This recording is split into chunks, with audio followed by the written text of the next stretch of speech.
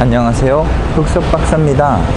2017년 8월 31일 말일인데 오늘은 옥수동 현대아파트 산책하러 갑니다. 옥수역 7번 출구에서 나오면 되고 지하철이 지나가니까 소음이 좀 있는데 고가 지하철이라서 밑에 이제 공간이 있는데 지금 공원을 이렇게 만들고 있어요. 산책하는 공간을 만들고 있는데 미타사가 보이고 밑에도 이제 쉼터를 만든다는 거죠. 여기 언덕길로 금호동을 갈 수가 있고 사람들이 있어서 반대편으로 가겠습니다.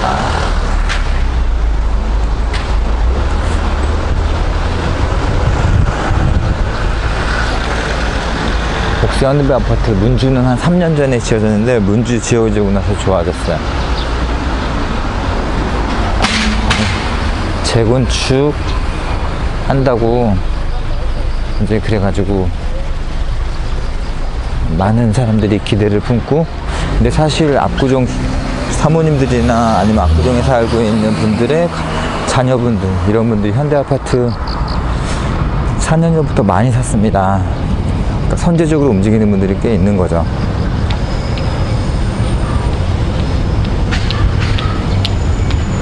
백칠동은 요 맨 왼쪽에 7호 라인은 26평, 중간에가 28평, 저 끝에 양사이가 24평인데 24평대는 가볍기 때문에 평당 가격으로는 비싸도 6억 정도로 살 수가 있죠.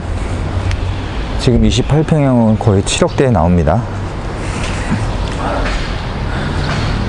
이제 단지 내 상가가 이렇게 조그맣게 있고, 그 뒷동이 106동 남양 31평 계단형인데 최근에가 아니고 작년 올해 초에 보면 실거래가가 거의 8억에 육박하는 그런 게 있었죠. 현대아파트 들어가고 있습니다. 오늘 흑석박사 부동산 전망 신문 스크랩 한 거 보면 이승우라고 축구 잘하는 친구가 있는데 이탈리아 일부 리그에 이제 이적하면서 4년간 연봉이 얼마랬더라?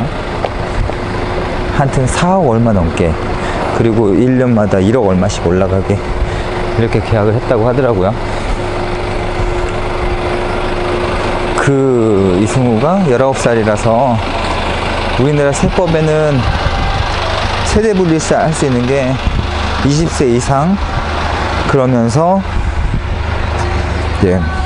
그 경제적인 능력이 있는 사람에 한해서 단독 세대 분리할 수 있게 해주고, 그 30세 이상이 되면은 세대 분리가 자유롭게 되고요. 30세 이전인데 이제 이렇게 청약을 하거나 뭘 하기 위해서 세대 분리할 때는 그 돈을 벌고 있다는 증명을 해야 됩니다. 그래서 이승우가 부모님한테 집을 사준다고 했는데 부모님 명의로, 그 본인 명의로 사도 이승우 부모님은 2주택이 되는 거죠. 일시적 2주택이 되는지는 또 따져봐야 되는데 일시적 2주택 되겠죠. 이승우가 집을 사주면 증여인데, 또 그렇게 따지면 증여는 또 직계 좀비 소관에 가능한데 1억 이하는 증여세율이 10%, 5억 이하는 20%, 10억 이하는 30% 이렇게 되죠. 증여에 대한 문제가 있어서 세무사가 잘 컨설팅 해주겠죠. 좋은 위치에 좋은 고급 아파트 사기를 바랍니다. 그래서 이제 포스팅에도 썼지만 이승우 부모님이 2주택이 되면 종부세가 나오는데 재산세는 누구나 나오니까 사실 세율도 그렇게 크지 않아요. 0.1에서 0.4% 이내. 옥수동의 풍림아파트 이런 거, 아니면은 현대아파트 이 백사동 38평형 같은 경우에 이제 시가 표준액이 한 7억 잡힌다. 그렇게 되면 한 200만원 정도 재산세가 약간 안 되게 나올 거예요. 근데 종부세가 되면은 그만큼 나온다고 보면 되죠. 다른 주택이 있고 2주택이 요 38평에 하나 있어가지고 7억이 더 잡힌다. 그럼 1년에 한 300만원 정도 종부세가 더 나와요. 계산 방식은 굉장히 복잡한데 억당 50만원 정도 곱하시면 얼추 계산이 됩니다. 그 억당이라는 게 무슨 얘기냐면 시가표 10억짜리 집이 있어요. 근데 공동주택 가격이 7억으로 잡혀 있어요. 1주택자는 9억 이상에서만 종합부동산세가 나오기 때문에 안 내는데 2주택자는 6억 이상일 때 이제 종합부동산을 내게 됩니다. 그래서 다른 주택이 있고 38평 시가표준액 7억짜리다. 그러면 7억에 대해서 종부세가 이제 평가가 나오는데 7억 곱하기 80%죠. 재산세는 시가표준액 곱하기 60%를 해서 매기고 종부세는 시가표준액 곱하기 80% 이렇게 해서 매기게 됩니다. 8, 7에 56이니까 5억 6천이 되고 6억 이하가 되면은 세율은 0.5%인가? 하여튼 1% 정도 될 거예요. 1% 정도 되고 뭐 이렇게 계산하는데 그냥 간단하게 억당 50만원 정도. 그럼 아까 5억 7천을 했으니까 한 250만원 정도. 이 정도가 이제 종부세로 나오게 되는 거죠. 근데 어떤 기자가 뜬금없이 포스팅에 썼지만 공정가액을 현실화하자 이걸 공론화했는데 그렇게 되면은 어마어마한 일들이 벌어지는 거죠. 뭐 그렇게 되면 진짜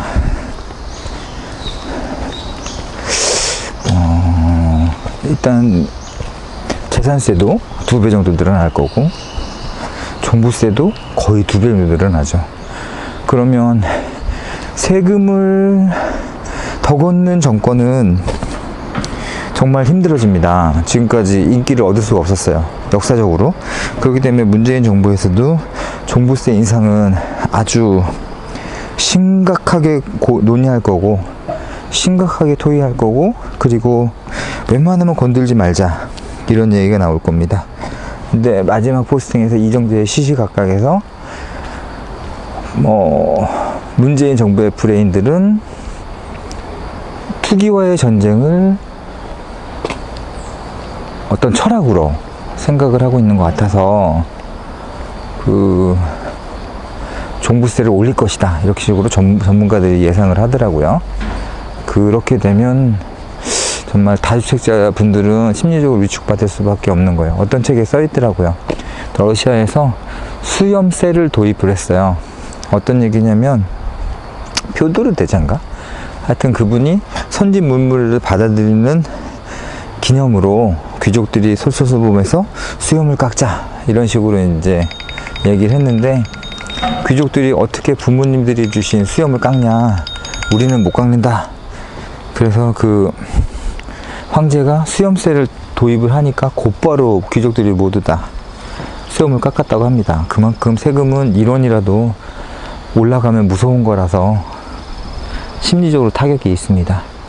지금 문재인 정부가 잘하고 있더라고 평가하는 부분을 많이 봤지만 시장과 맞서 가지고 하는 것들은 좀 우려스러운 면이 있습니다. 옥수 현대아파트 매매가가 많이 올랐었는데 여기도 이제 기존 아파트 대비 재건축에 대한 기대감으로 이제 거품이 조금은 껴있는 거예요. 버블을 이제 용어로 하면 거품이가 되니까 거품이 좀 더 껴있다고 봐야 되는데 이런 부분에서는 강남의 재건축도 약간의 충격을 받았기 때문에 마찬가지로 충격을 조금은 받을 수밖에 없습니다. 그런 부분을 고려를 해서 들어와야 되는데 요 지금 보이는 106동 동향 2층에 매매가 7억 천에 하나 나와 있는데 6억대 후반으로 매매할 수 있는 것 같고요. 전세 끼고 매매해요. 그리고 지금 이 앞쪽에 그늘 지은 곳에 남양집인데 뒤로 보니까 이제 좀 어두워 보이지만 여기 7억 8천짜리 31동짜리 매매가 있습니다. 기본형인 것 같고 올수리에서 들어와서 사시면 나쁘진 않아 보입니다. 38평짜리 8억 5천 급매가 있는데 2층이고 올수리 되어 있어서 그거는 추천드리고 지금 전세 6억에 들어가 있으니까 2억 2천만 있으면 하나 살 수 있습니다. 그 포스팅에서 가장 제가 강조해서 알려드리고 싶었던 것이 현금을 가지고 강남의 개포 8단지 분양을 받는 건 어떠냐. 제가 두 분한테 추천을 드렸는데 그 논리가 그겁니다. 9억 이상 분양에 대해서는 중도금 대출이 아예 안 된다. 그러면 저 또 마찬가지로 분양을 포기합니다. 그러면 그 경쟁률이 오히려 미분양 날 수도 있지 않을까요? 근데 허그라고 주택금융공사에서 주변 시세의 110%를 넘어가는 분양가는 인정을 안 한다. 중도금 대출을 허가 안 해주겠다. 이런 식으로 나오기 때문에 분양가 상한제가 걸렸고, 이 분양가 상한제를 통해서 기대 수익이 높아져가는, 어떻게 보면 투기를 자극하는 그런 수요가 나오지 않나.